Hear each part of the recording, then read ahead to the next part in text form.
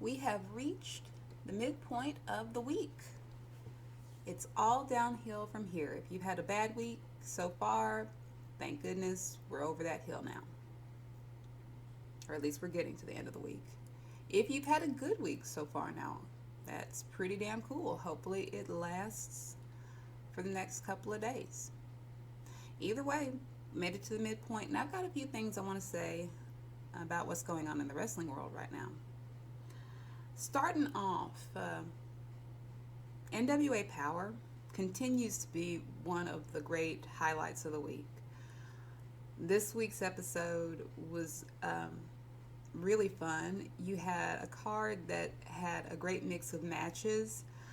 The interviews were solid, great promos, and you even had this little undercurrent of weirdness going on with their promotional consideration paid for by the following spots. And a good way to, introduce new characters. That whole old school vibe of introducing characters through promos. Of course, that's still done to lesser effect by bigger companies these days. But when you have that introduction of a new character through strange promos or interesting promos done with that old vibe, that old school nostalgic vibe, it hits pretty differently. And they've got that going on in NWA Powerrr right now. And what continues to amaze me about NWA Powerrr is that they're able to fit all of this in. And this week, their episode didn't really even last a full hour. They were able to pack so much good storytelling in within what had to have been 45 to 50 minutes tops out of a 60-minute show.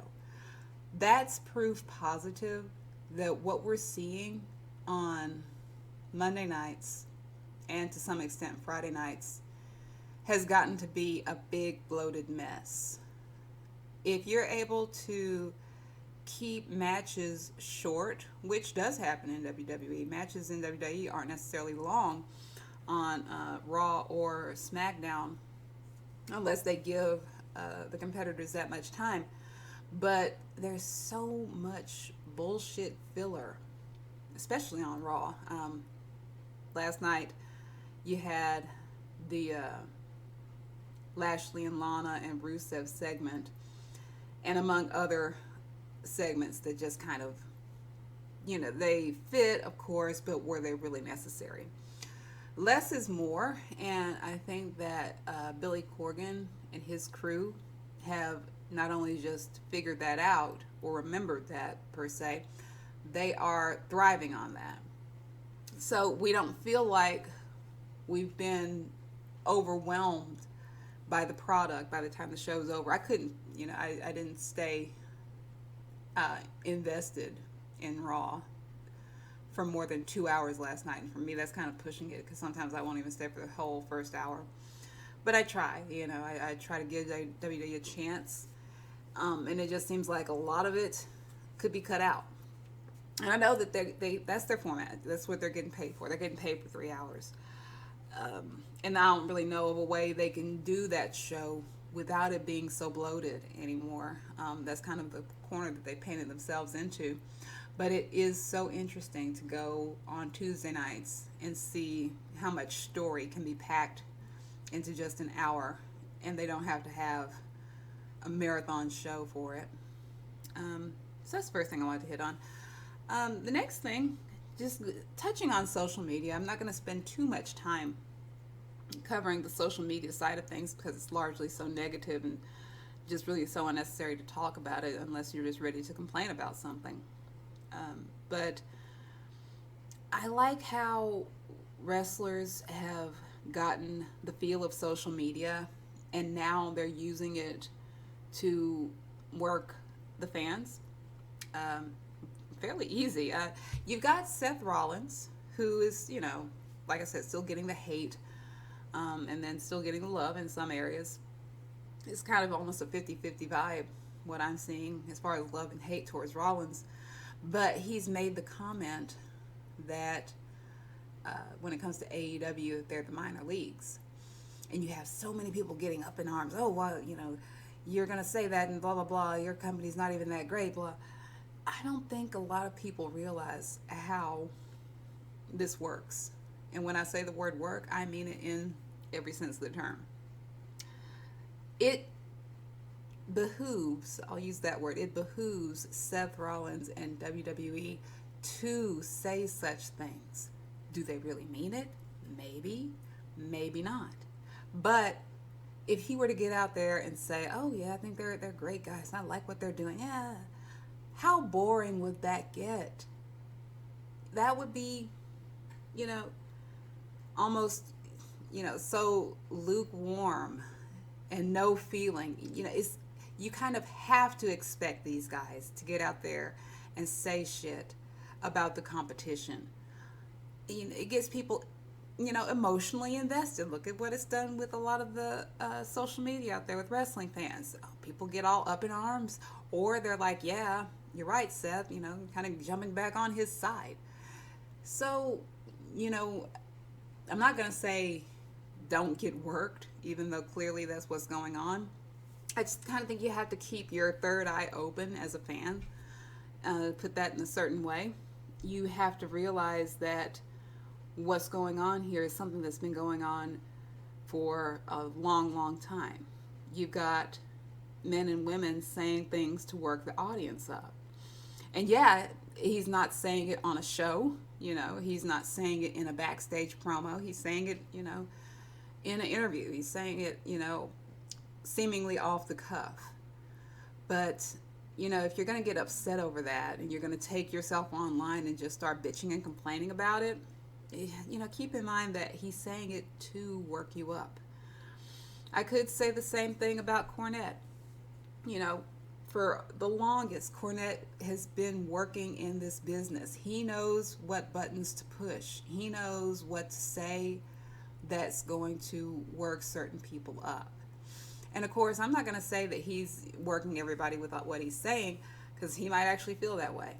But of course, he's going to get more views. He's going to get more clicks when he's, instigating so much drama with what he calls the Outlaw Mud shows.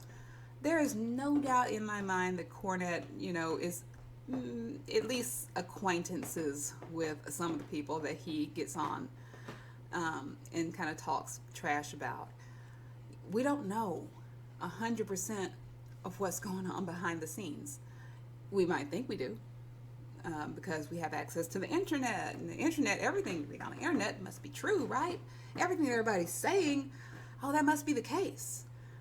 No, I think a lot of fans are taking things at face value without really going deep into it and realizing this is something that's been going on for forever in wrestling. People saying shit just to get a rise out of people. So when it comes to Seth Rollins, when it comes to these other people, major online presences that will say things for a rise or just to get emotions going or just to get clicks, clickbait, that's nature of the beast.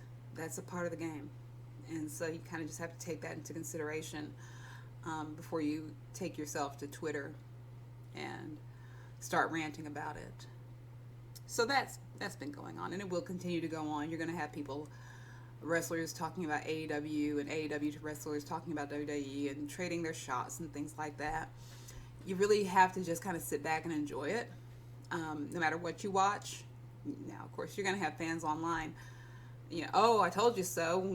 They're saying it. Seth said it, so I believe it. Of course, you're going to have that element. But like I said, keep your third eye open. Keep the mentality of it's the business. It's wrestling. And not everything you see is going to be the case. Believe half of what you see, none of what you hear, is the old saying, how that goes. On to other things. I'm finding a lot of new promotions, or at least a lot of new shows that they're putting out that I wasn't aware of before. Of course, Twitch. Having Twitch is a big part of that, and of course some promotions will go on Facebook Live. That's my big thing now. I'm kind of become this hunter of indie promotions that I have not yet heard of, and trying to see what kind of content they're putting out. Because, of course, you have my two big ones, GCW, and then, of course, what Beyond Wrestling will put out, Uncharted Territory, and their shows as well.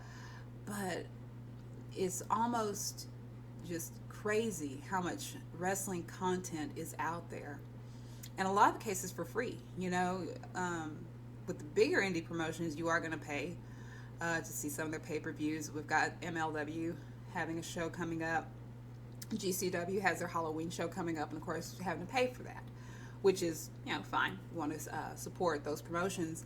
But the ones that are up and coming, that's what I'm looking for. So if you're out there, if you're listening, I am aware of a few promotions running on Twitch.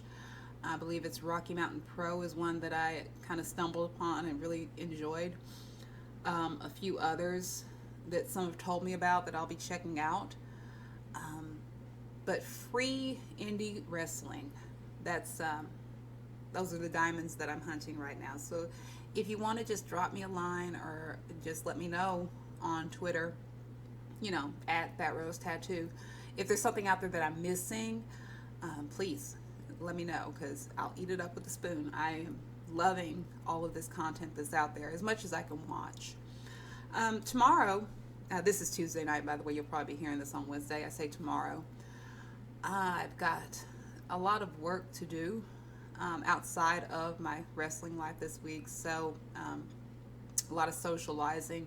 I will not be able to live tweet AEW Dynamite, which I hate. And it sounds terrible to say that. Oh, I don't want to go socialize. I want to stay home and watch wrestling. Really, though? That's kind of how I feel. Because I've gotten so invested in the show here lately. But I won't be home tomorrow. And I'm kind of hoping the whole social will be over and I will be able to at least come home for the second hour. But we'll see about that. But I won't be able to live tweet Dynamite. I will definitely DVR whatever I miss so I can catch up on it later. But the live tweeting element is just so much fun. With AEW Dark and with NWA Powerrr, a big part of that is seeing how other people are enjoying it, or if there's something, a part of it they don't necessarily like, and if I agree with that or not. So live tweeting is kind of a big deal with wrestling now. Even back in the day when I had AOL, America Online, and IRC, Internet Relay Chat, watching it live with other people hits differently, and it still does. In the America Online days, it was a huge deal to not live tweet, but just live chat, I suppose, while you were watching Monday Night Raw, or whether you were watching Nitro. And I can remember being in an AOL chat room, or being on IRC, Pound Wrestling. Nowadays we call it hashtag, but back then we called it Pound. Times have changed. And just kind of looking and seeing what we were missing, if we would flip back and forth on the channels to see what was going on WCW, or flip back and see what's going on in WWF. Whenever I miss live tweeting it, it's almost as if I'm missing the show. When it was just must see, which is kind of, I guess that's the point I'm making. It's becoming a must see thing again, as far as watching it live with other people. That's an interesting little wormhole to go down, how wrestling is becoming must see TV again, thanks to social media, thanks to being able to chat with others. I might run down that thought a little bit more in future podcasts, but interesting stuff to think about. So enjoy the rest of your week. I'll touch base with you again soon. See what happens as far as other shows go tomorrow and on Thursday, of course, and then on Friday with SmackDown. Beyond Wrestling is shaping up to look like another great show this week. Got another intergender match coming up that everybody's getting excited about.